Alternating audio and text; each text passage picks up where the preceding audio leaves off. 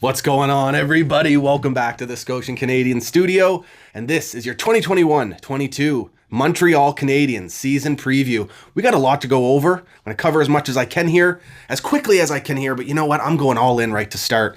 The playoffs weren't even over last season, and the stories and the excuses and the narratives were already starting that, oh, this doesn't matter anyway, because Montreal's not making the playoffs next year. This is a one-off. It's a miracle run. No one saw it coming. It's absolutely ridiculous. And it's one thing to hear this stuff from fans, and believe me, we're starting to hear it already big time, and the season hasn't even started yet. But it's another to hear it from people who are supposed to be analyzing teams in an objective manner. I go onto the NHL YouTube page and look at the Habs season preview there. Couple talking heads literally looking for excuses as to why the Habs are taking a step back, how they're not going to make the playoffs. And I cannot believe the NHL themselves would present that type of content to their fans. So if you're a Habs fan, I hope you found this, and I'm going to do my best to provide you with a little bit more in-depth conversation than, oh, if you have Carey Price, then anything can happen. And it's funny, too. They start hyping up Habs players once they're not wearing the crest anymore. It's funny that we don't get to hear about, how incredible Shea Weber is and all this stuff before a season that he's going to play for us, and how, Deneau's such a huge loss. What are they going to do without him? Why weren't you hyping us up and telling us what we were going to do with him before last season and the season before that? It's just, oh man. Anyway, I could go on about this forever. These are the same people that absolutely just shit the bed when it came to their predictions for the last two playoffs and this Montreal Canadiens team, specifically last year, what happened through that playoff run. We defeated the Toronto Maple Leafs. We upset them. Yes, I can understand why we were the underdogs and the Leafs, were the favorites to win, but we beat them out. We came back in legendary fashion, in incredibly impressive fashion. And instead of maybe reevaluating their outlook on that Habs team, it was, it doesn't matter. They're going to get knocked out by the Jets anyway. Oh, they dominate the Jets? Sweep them? Should we maybe reanalyze this team and take a serious look at how they're playing right now? And no, Vegas, it doesn't matter. The North Division sucks, and Vegas is going to just absolutely steamroll the Habs defeat the Vegas Golden Knights in... took it to them. Outside of a couple games and a couple sequences here and there, Montreal took it to them. And look, here we are again. Yes, it took a team that found loopholes in the salary cap to finally knock this surprise miracle run Montreal Canadiens team out. But look, here we are again. And they're the underdog. They're not gonna, take notice of this team. I'm telling you right now, this Montreal Canadiens team is going to prove this year why last year wasn't a miracle. It wasn't a surprise.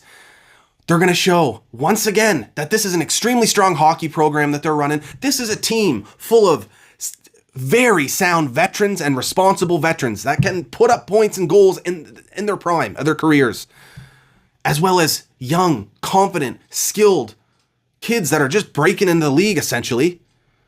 They've got one of the best goaltending duos in the league as well. And they just came off a playoff run where they were surrounded by legendary hockey players. You don't think this is a squad that is going to develop from that and take that forward, moving on, and be determined to get back to where they were most recently?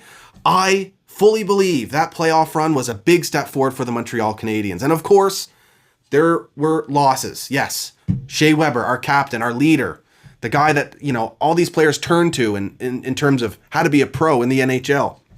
He's injured. He's not playing this season. We're not sure if he's going to play again. I have a theory that he may, but we'll get into that at another time. But yeah, it's a big loss. But we still have that grit. We still have that size. We still have that shutdown defensive ability. This is a D-core that's loaded with big, strong defensemen, and they bring in David Savard to replace that shutdown presence, that physical presence, that vicious presence in the defensive zone in the corners. But yes, the loss of Shea Weber's leadership, of course, that's going to make a difference. There's going to be an impact there. There's going to be a transition period, and we're already starting to see that. We're not naming a captain. I fully agree with that. The door hasn't shut on Shea Weber's career yet. Officially, he's still the guy. He's still the captain. But this season, we're going to have a committee of assistants, and we've got strong leadership. We've got strong veterans in this room. Could Gallagher be the guy that somewhat takes the reins? Maybe. Petrie, another one, veteran defenseman. Edmondson as well, Stanley Cup champion. Carey Price and Allen in net. So I as much as Shea is a loss in terms of his leadership, there's plenty of guys to make it up by committee. And these are very experienced players now after that playoff run, including some of these kids as well, who've got really strong heads on their shoulders. So the next thing, Phil Deneau, yes, he's gone. But we bring in Christian Dvorak, and we're going to compare Christian Dvorak and Kotkaniemi and think that that's the replacement there. But to me, Dvorak is a replacement for Deneau. I think this Montreal Canadiens management team sees something in Jake Evans, and an impressive player for as young as he is and as early in his NHL career as he is. So to me, Christian Dvorak comes in, and he puts up significantly more offensive numbers and goals specifically than Phil Deneau ever did for this team or ever would for this team. Jake Evans can come in and replace some of the quality defensive hockey that Kotkaniemi was putting up for us. He wasn't putting up big numbers other than in the playoffs. He did score some goals, but the past couple seasons, the contributions of Jesperi Kotkaniemi are replaceable. That's just the reality of it. And I still believe in the kid. Y'all know I do. I wish him all the best in Carolina. He put up a few points tonight in his debut for Carolina. Go figure. But Jake Evans is going to be able to fill that hole for now in terms of what KK was. And Christian Dvorak adds a significant piece of this top six that we haven't seen the Montreal Canadiens have in a long time. This 1-2 punch of Nick Suzuki, who the league's going to take notice soon how special of a player he is. The smarts, the defensive ability that he has, but also the extremely dynamic offense. A hybrid player that does both. Goal scoring, he's got a snipe on him, a nasty wrister, pinpoint shot. And then the playmaking too. Couple that with Christian Dvorak, who scores goals and doesn't celebrate whatsoever. Stoic. Like it's not a big deal, like he's done it before and he's going to do it again and he expects to. He's got leadership qualities to him as well. Now, there are some other losses to the team. Thomas Tatar, of course, won, but we saw he didn't play in the playoffs for us. He hasn't had the best last two seasons, to be quite honest, especially this most recent one. And we also lose Corey Perry. And to me, that's one of the biggest losses of this team was the presence of Corey Perry on the fourth line. But two wingers. We also bring in Matthew Perreault, who directly replaces what Corey Perry was doing. Matthew Perreault is an underrated goal scorer in this league. He can put up 10 to 15 playing in your bottom nine. He can jump up into your top six, your second line if you need him to. A physical presence. He's a great skater, finishes his checks. Maybe even an upgrade on Corey Perry. Not in terms of the leadership and some of the poised plays he would make, but Perreault can pot some goals and give you some depth scoring. And as for Tatar, we bring in Hoffman, who is a consistent 25, 30, maybe above 30 goal scorer in the NHL. And to me, this is extremely exciting for this Habs team to have a true offensive top six, maybe even top nine. The depth that this forward group for Montreal is absolutely off the charts. When you're talking about Cedric Paquette or Ryan Poehling or even Perreault being healthy scratches through the season, Byron's injured and we still have enough bodies to replace him. Lehkonen and Armiel could potentially suit up on a fourth line for the Habs.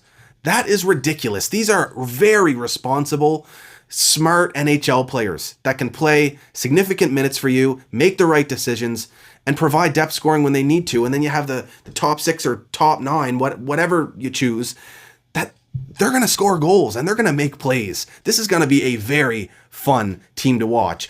And this is all without saying a couple things here.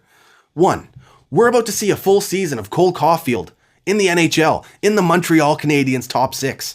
The speed on the kid, the hands in stride, the smarts, how he can get past a defender with speed, how he can find a way to get open and then just rip Genos.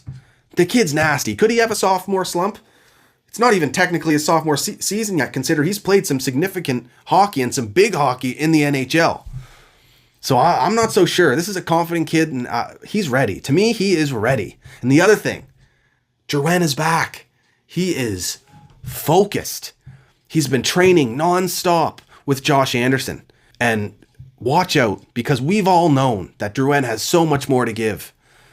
And I cannot be happier to see him have the maturity to step away, ground himself, and come back now being comfortable and ready to go. And he looks ready to go.